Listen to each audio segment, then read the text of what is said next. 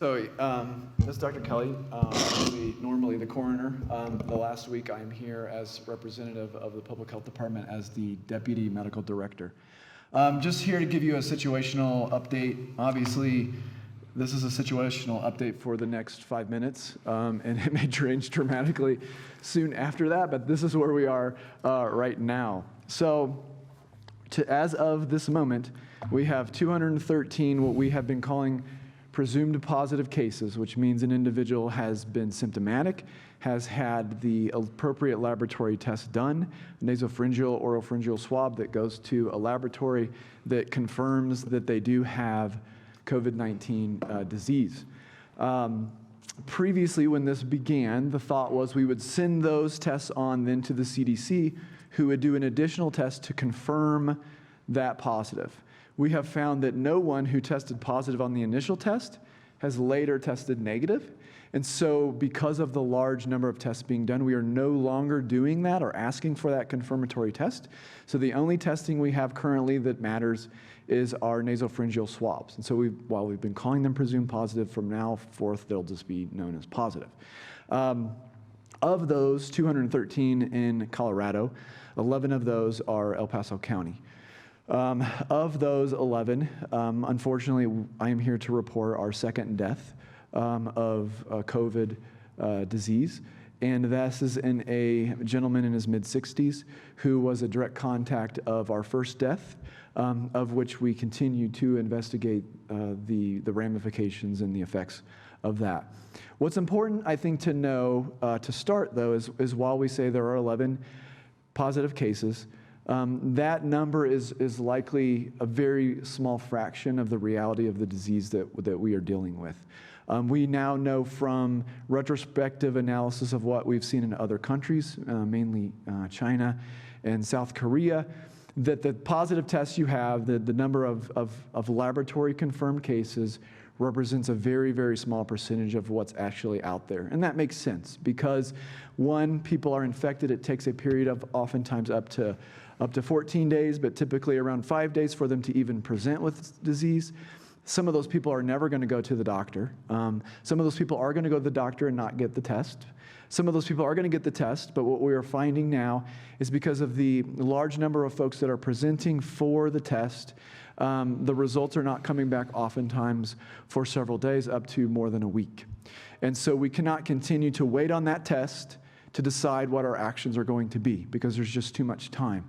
And so what we are going to be moving to in the next couple days is, instead of waiting for the test to come back to say that you are positive, what we are going to begin doing is saying if you have symptoms that are consistent with it, and you have a known contact, you have been around someone or around a situation that we know where the disease was present, an individual was infected, from that point forward, we will be calling that person a suspected positive, because we need to take action on that individual, either whether that's treatment if they require it because they're sick, or in our epidemiological investigations. There are two ways that we attempt to combat this disease from an epidemiological standpoint, and I think it's important to distinguish between the two because we're at a point where we're likely shifting from one to another. The first and the ideal one is that when you have low levels of disease in your community, you only have a few people who have the infection. The goal is what we call containment, where what we want to do is we want to identify those individuals as fast as possible.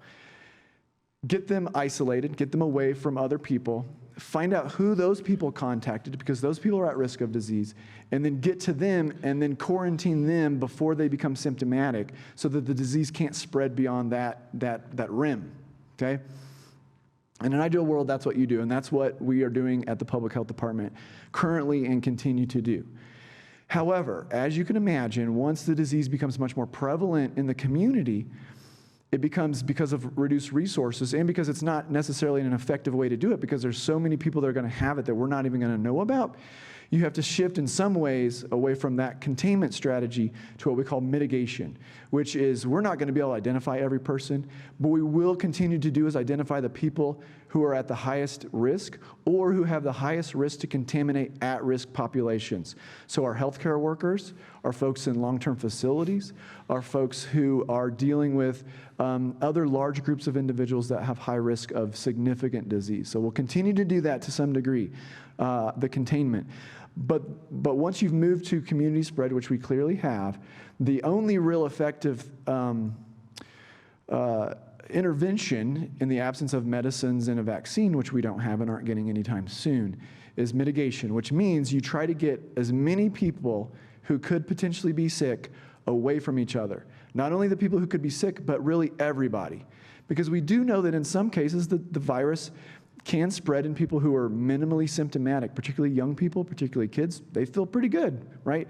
But they do have the virus and they can pass it on to folks who may be at risk. And so that's what the last, let's say, 4 to 5 days of our strategy has transitioned to, is the social distancing. That's what that's about.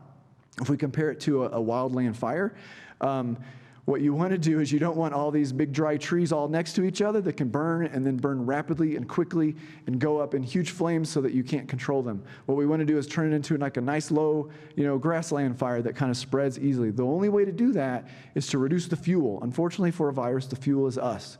And so we have to get people apart.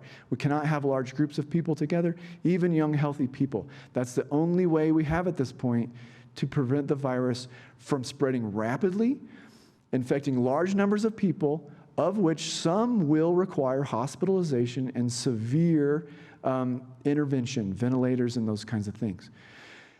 All our local area hospitals have done a great job of trying to ramp up to triaging individuals, deciding who has respiratory symptoms and who is just our normal disease, right, and injuries. Get those people apart, figure out of those people who have respiratory symptoms, who needs to be in the hospital and who doesn't. Our number one priority at this point is to preserve our ability to treat the sickest people and for our government's ability to respond to the needs of our citizens. The way that we're going to do that is by making sure that we reduce the burden on the healthcare system with people that don't need to be there.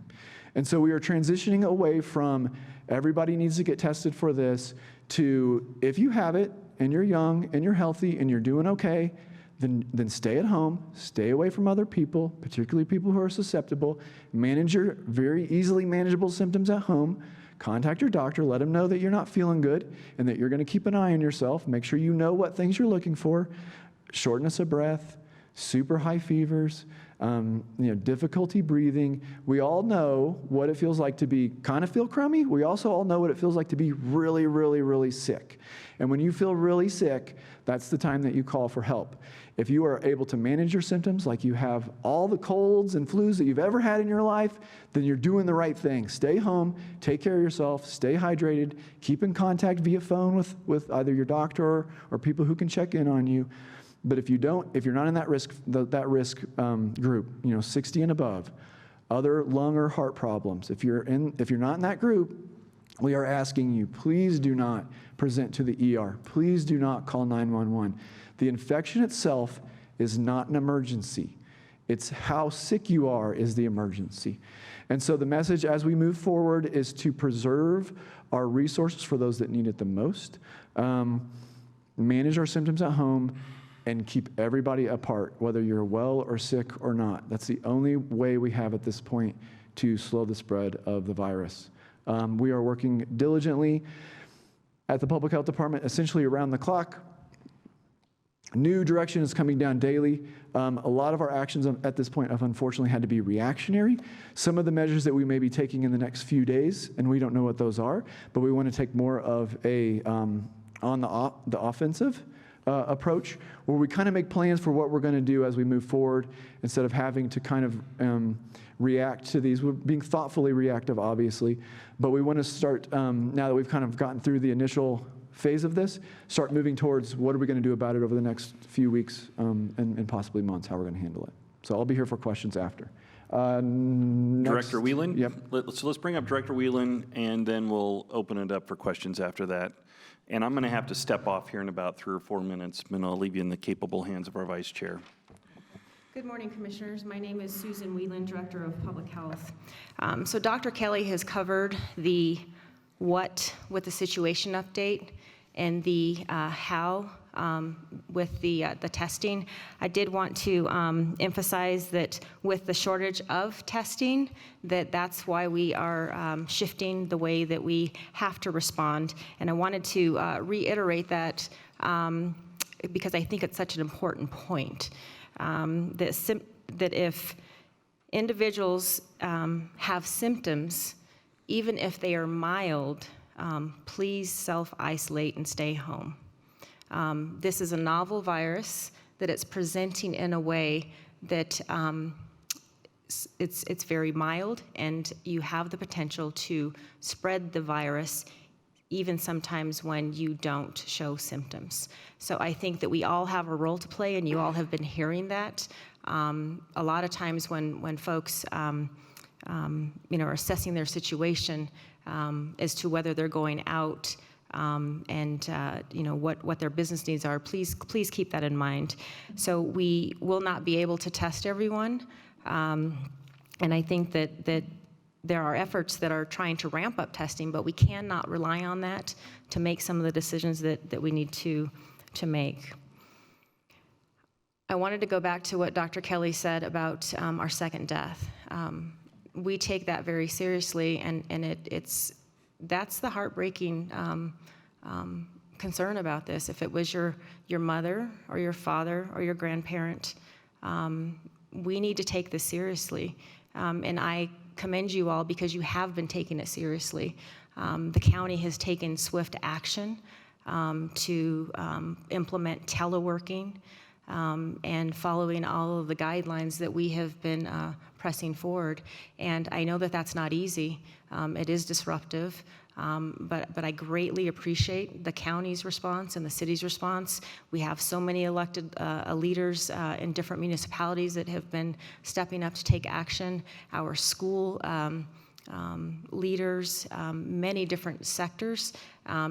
That's what, when I hear we're all going to get this together, Commissioner Gonzalez, that's what I think it means. All of the different sectors, sometimes we don't have the guidance to wait on before we take action. We need to stay in tune with accurate sources of information that the county, I believe, has been doing a phenomenal job with the Joint Information Center in getting out active information. I think it's incredibly helpful when leaders take action with their communities or even based on their own situation to protect those around them.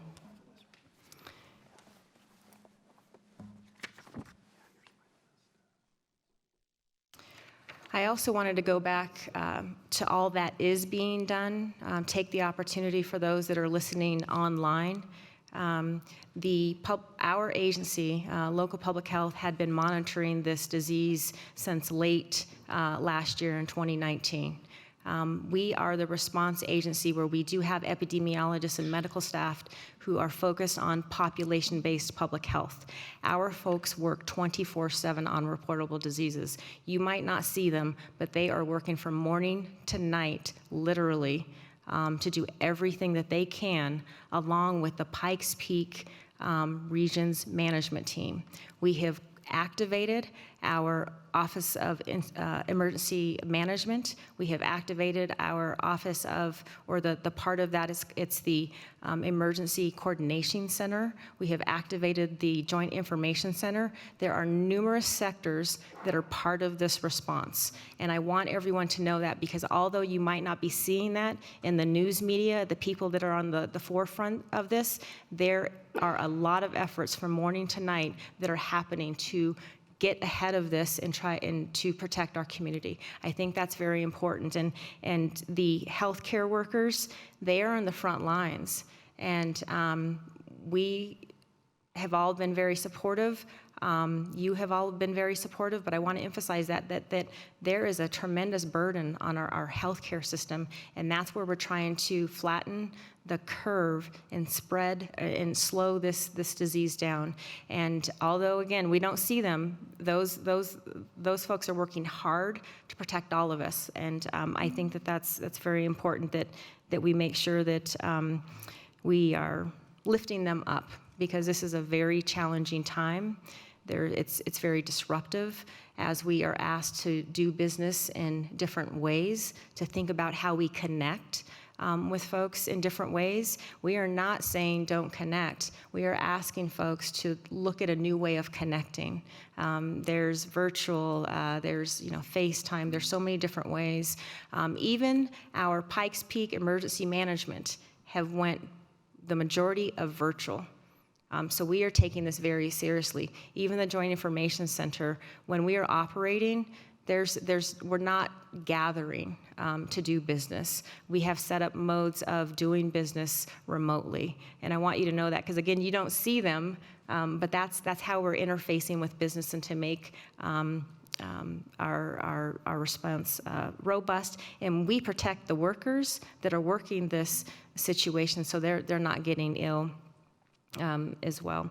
I wanted to also emphasize what Commissioner Waller had said earlier, is that we are being very thoughtful and very diligent, and we have been all along the way as we take steps to protect our community. And I appreciate your leadership and the time that you all have taken to support everyone that is in this effort and response. And with that, I think Dr. Kelly covered the situation update. I will say that he has stepped up to serve as our deputy medical officer. We do have a medical officer, Dr. Robin Johnson. She's interfacing with our healthcare system, our UC Health, our Penrose, Peak Vista, our emergency responders. And although you don't see her, she's busy at work. And we're fortunate from the county to have Dr. Kelly to be able to step up and to help us with that bandwidth, because this is unlike a fire or a flood. This is going to extend for some time. And so we're grateful to that, and to Dr. Kelly for providing the support in this response. All right, thank you. Any questions from the dais? Commissioner VanderWerf. Thank you, Mr. Vice Chair. So I do have a couple of questions. First of all, thank you very much for being here and providing an update. Appreciate it. We know you're both very, very busy. Could you please extend our regards to the team, that we're thinking of them, we're taking care of them, we're doing everything we can. If there's anything else you've got that you need, don't hesitate to bring it to us for consideration. The first question I have, these are actually some very specific questions. Does the epidemiology indicate asymptomatic contagion, either pre or post contagion?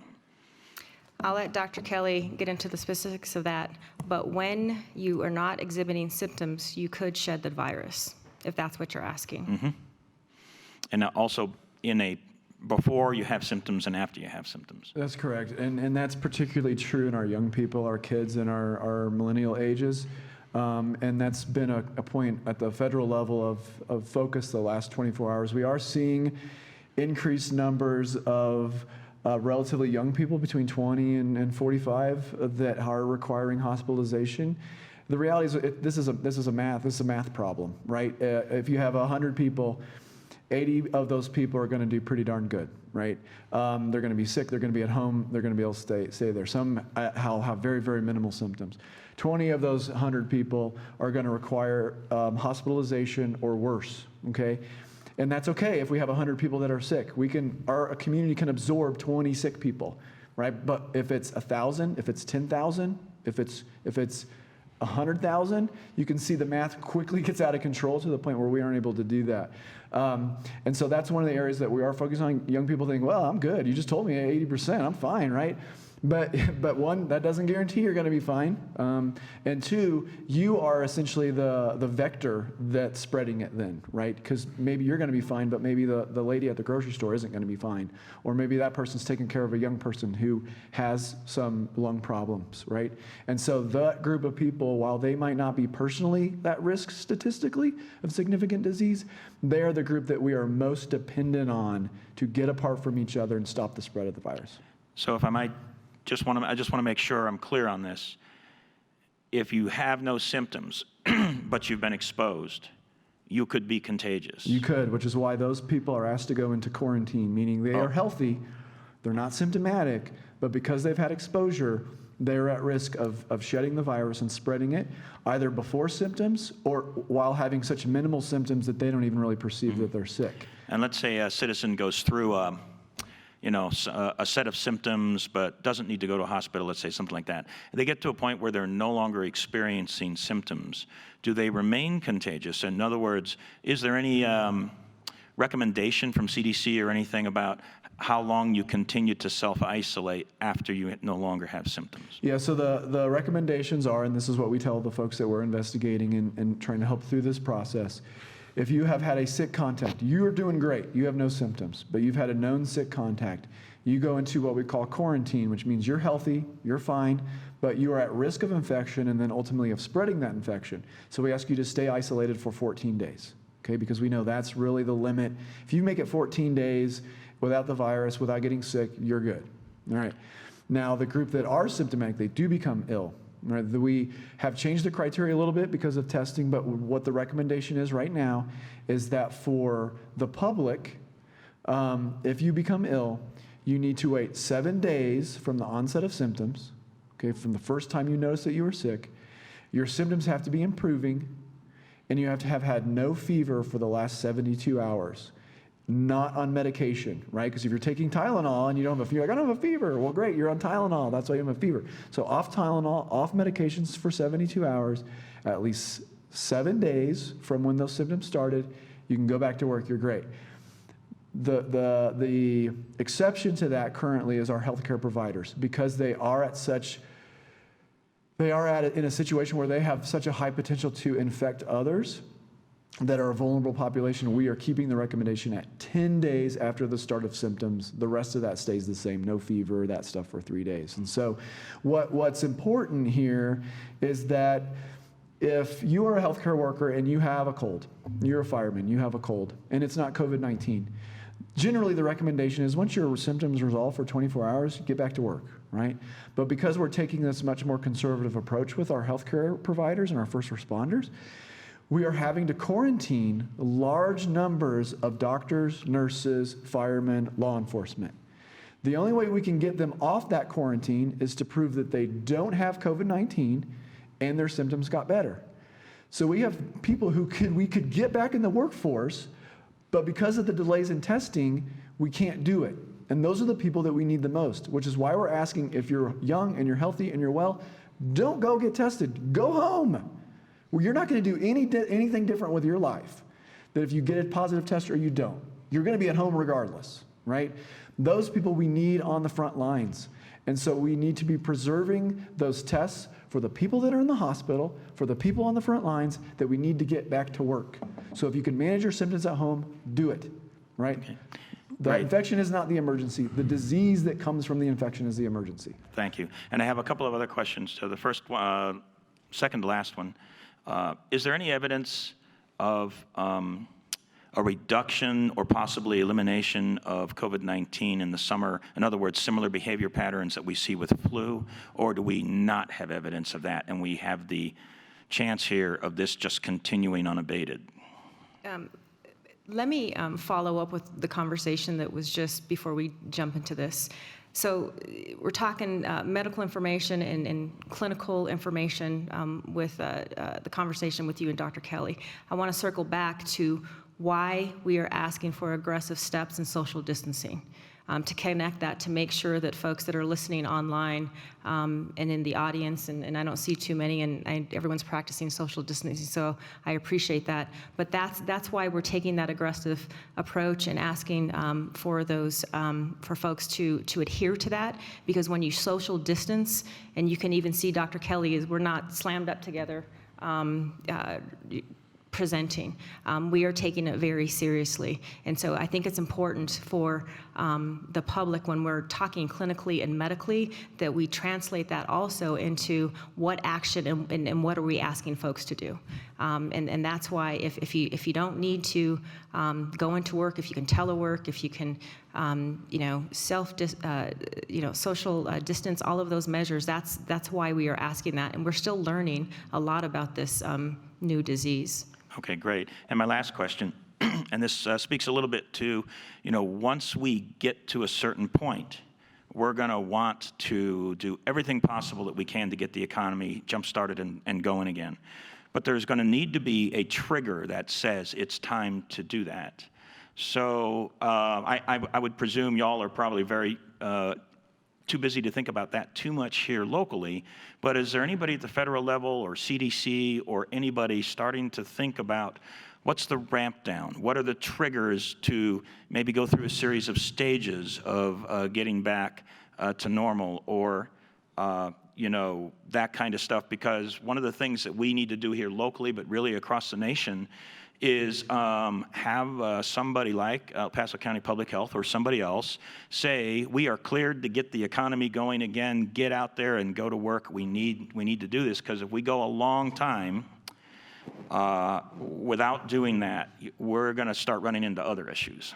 So You're absolutely right, and this is a difficult question of risk and cost and benefits and all of that kind of put together, right? Because you can't burn the house down to save the one thing, right?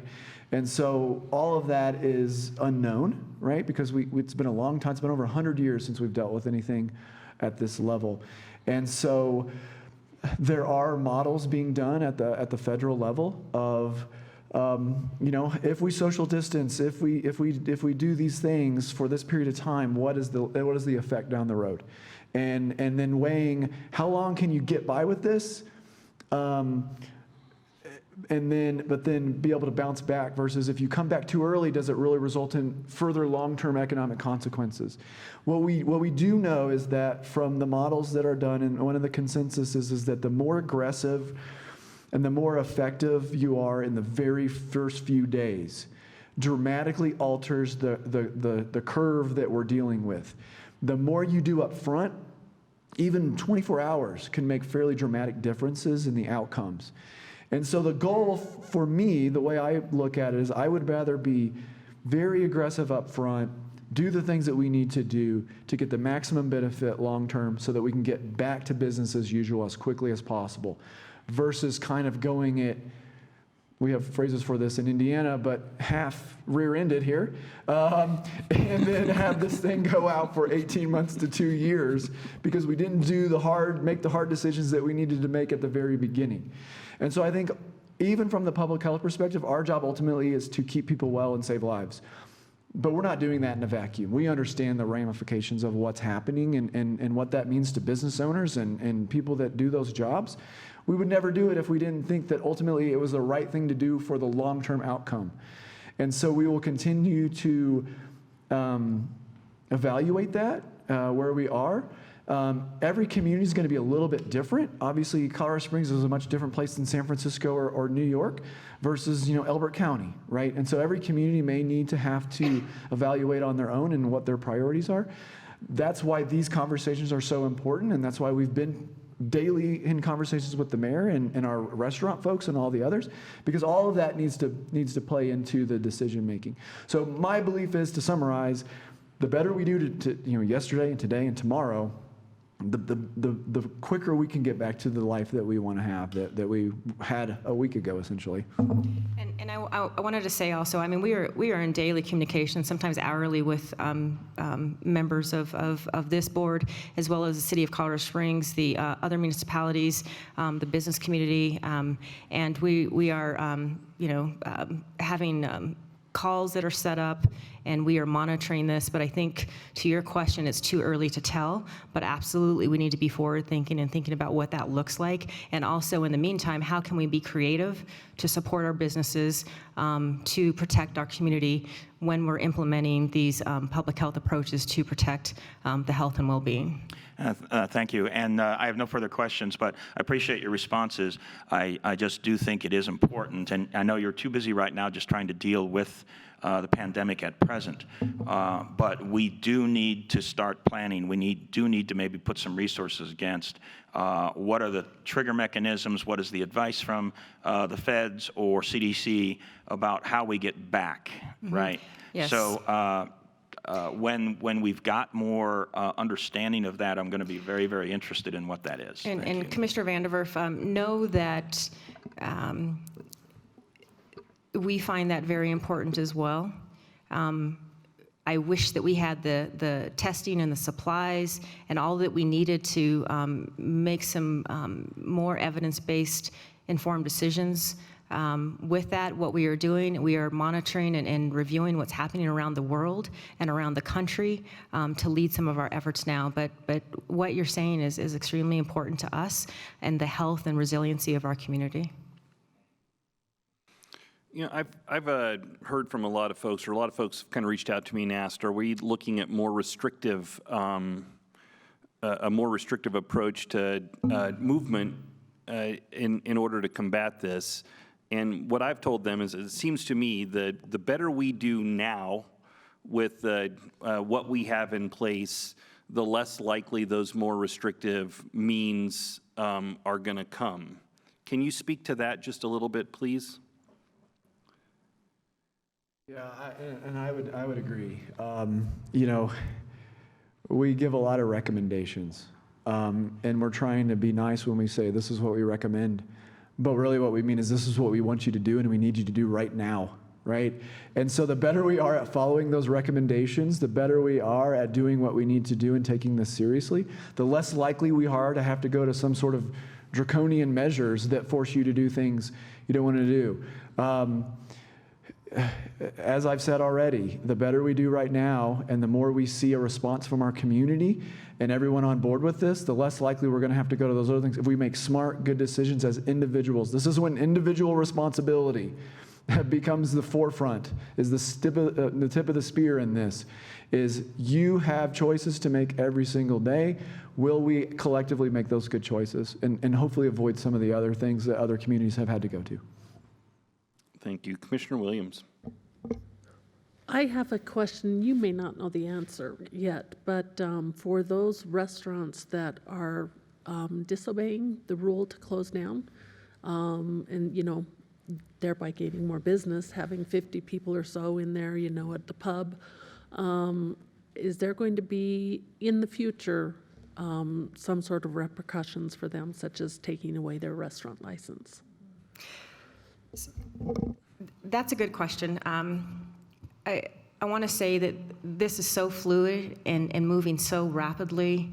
When the public health order went into effect, what we're doing is everything to support our businesses. So we worked with the county's IT, set up a specific call line to provide some technical assistance, because think about anyone's business, and then there's an order that is received, and they haven't had that much notice on how to implement that. So we're trying to set up systems in place to support businesses in implementing the public health orders. And there are some that you know, are many are stepping up and taking that leadership, and we're in communication around, you know, next steps, what might be coming next. As far as the enforcement and the first responders and public health staff, we simply don't have enough capacity to do enforcement. What we're asking folks to do is to step up, demonstrate some leadership, take this seriously, and the sooner that we take this seriously and be as aggressive as we can, the sooner we're going to get through this. And that's our message. Yes, and I wanted to say, I don't even know what the percentages are, but I'm sure that 98% of them, or even 99, are taking this fully responsible. And Yes. It's my concern about the 1% who are just like, well, Yeah. we're not going to do it. So, that's just my concern. And that's something, that we can deal with 4 or 5 months down the road. Yeah, It's and- not something that we need to contemplate today. Yeah, there's a lot happening. I will say that when the public health order was issued by the Colorado Department of Public Health and Environment, there was an amendment that came out last night that didn't cover hotels and lodges. So we are being as proactive as we can and supportive in providing that technical assistance, knowing that the businesses they're in a hard place too. And it is the majority, they want to do the right thing. And some of them, I've just got to acknowledge that maybe they didn't get the message. So I think as we move through this as a community, there's so many factors to take into mind. But we, as a community, there's a lot of eyes and ears out there, and folks stay connected to us.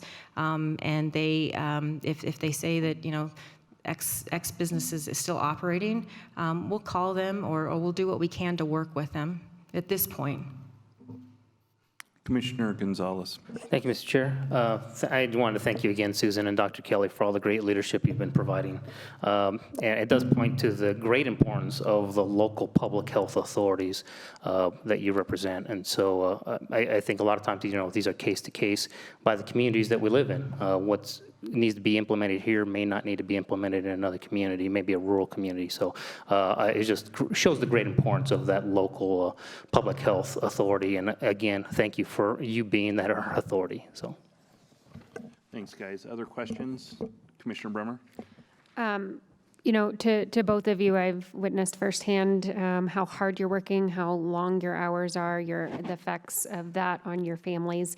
And I just wanted to say thank you. There's not much more I can do or say sometimes, but please know that you're appreciated. And I talked earlier about the unsung heroes, you guys as well, and all of the people behind you and the staffs that you're leading are just doing an amazing job. And, speaking about the restaurant issue and the closures, think about all of those people that are normally doing liquor license and health code inspections in our restaurants.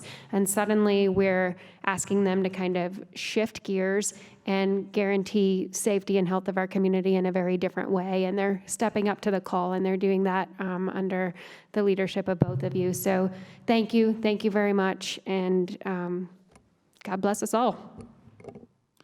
Thanks for that informative update, and thanks for all you're doing.